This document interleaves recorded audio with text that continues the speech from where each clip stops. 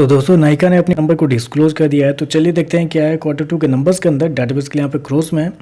तो देखिए पिछले क्वार्टर में कंपनी 1746 करोड़ के आसपास का रेवेन्यू जनरेट की थी ऑपरेशन के थ्रू। पिछले साल देखें तो 1507 करोड़ के आसपास, जबकि अभी देखें तो बढ़ के 1874 करोड़ कंपनी का जो रेवेन्यू है वो आपको जाता हुआ देखने को मिला। तो साल दर साल देखें तो साल दर साल कंपनी के रेवेन्यू के अंदर एक अच्छी खासी तेजी आपको देखने को मिल रही है। लगभग बोल सकते हैं आप 24% के आसपास की तेजी है कंपनी के रेवेन्यू के अंदर साल दर साल। वहीं अगर क्वार्टरली बेस पे जाते हैं तो क्वार्टरली बेस पे भी कंपनी के रेवेन्यू के अंदर लगभग 6 से 7% के आसपास की तेजी है। तो कंपनी का रेवेन्यू देखें तो आपको साल दर साल क्वार्टर बढ़ता हुआ देखने को मिल रहा है।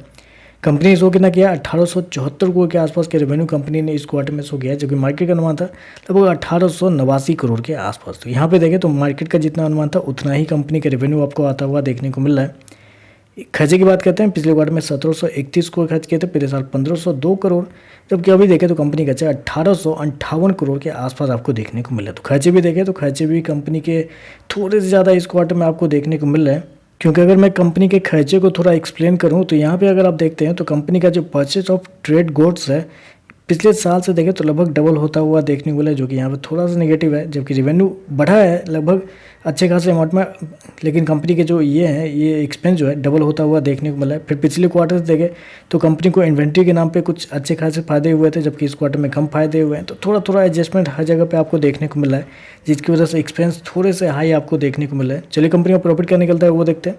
तो देखिए पिछले क्वार्टर की बात करें तो पिछले क्वार्टर पे कंपनी लगभग 14 करोड़ के आसपास का प्रॉफिट में थी, पिछले साल 9 करोड़ के आसपास, जबकि अभी देखें तो बढ़ के 13.5 करोड़ कंपनी का जो प्रॉफिट है वो आपको जाता हुआ देखने को मिला। तो साल दर साल देखें तो साल दर साल कंपनी के प्रॉफिट के अंदर भी एक अच्छी खासी तेजी आपको देखने को मिल रही है।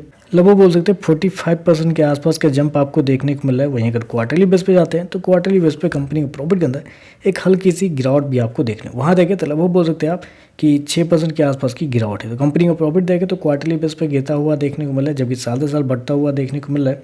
हालांकि मार्केट का मानना था कि कंपनी का प्रॉफिट क्वार्टर भी बढ़ता हुआ देखने को मिला है, वो भी एक अच्छे खासे अमाउंट में, क्योंकि कंपनी सो गया 13.5 करोड़ के आसपास का प्रॉफिट, जबकि मार्केट का अनुमान था लगभग बोल सकते हैं 25 करोड़ के आसपास।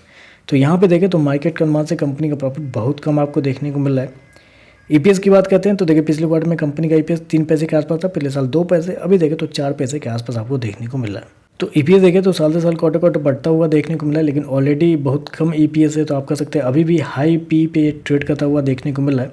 ओवरऑल देखें तो देखिए रेवेन्यू अच्छे हैं कंपनी के, जितना मार्केट का अनुमान था उतना ही कंपनी का रेवेन्यू आपको देखने को मिला, लेकिन प्रॉफिट अभी भी देखें तो मार्केट की उम्मीद से बहुत कम आपको देखने को मिला, और क्वार्टरली बेस पे देखें तो गिरता हुआ भी देखने को मिला है।